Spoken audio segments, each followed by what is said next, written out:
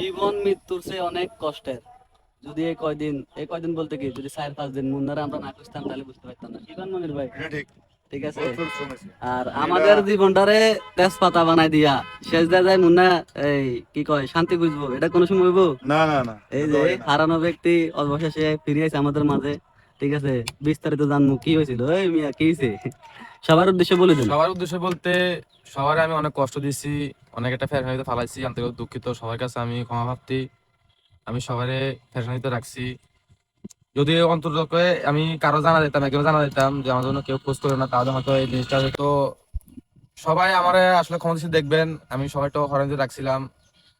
আমি চলে যাওয়ার উদ্দেশ্য গিয়ে আমি একটু ফ্যামিলিগত ভাবে একটু মানসিক সমস্যা ছিলাম, বা আমার খুব মনে কষ্ট ছিল, যার কারণে আমি কারো বলে যাই নাই। রাগ করে আমি বাড়ির থেকে বাইরে গেছি। যাওয়ার পথে আমি থেকে আমি মোবাইল অফ করে দিছি। আমি একা ছিলাম, বা আমার মানে মনে হইতে এরকম লাগতেছে যে আমি কোথাও গিয়ে আমি একা থাকি, যার কারণে আমি এই কাজটা করছি। তবে আমি এই কাজটা করে আমি নিজেই ব্যাক করে গেছি। মানে অপরাধী হয়ে গেছেন এখন, হ্যাঁ, সবার কাছে আমি আসলে অপরাধী আমি না। নিজে ব্যাক করে গেছি যে সবাই যে এতটা ফ্যাশনে ফিরে যাবে। আচ্ছা যাই হোক, এখন যারা আপনি যারা সবার কাছে ক্ষমা চাইতেছেন। সবার কাছে ক্ষমা প্রার্থী। যাক, আল্লাহর রহমতে সবার কাছে ক্ষমা করতে, সবাই ক্ষমা করবেন। ভুল মানুষই করে। যে আমি ভুল করছি, যে আমি কারো বলে জানি আমি ভুল করছি। আচ্ছা যাই হোক, যারা যারা মুন্নার হারানো যে বিজ্ঞপ্তিটা আমি দিছিলাম, শেয়ার করছিলেন, সবাই সবার আইডি থেকে ডিলিট করে দিবেন, এই প্রত্যাশা রইলো। তো সবাই ভালো থাকবেন, আসসালামু আলাইকুম।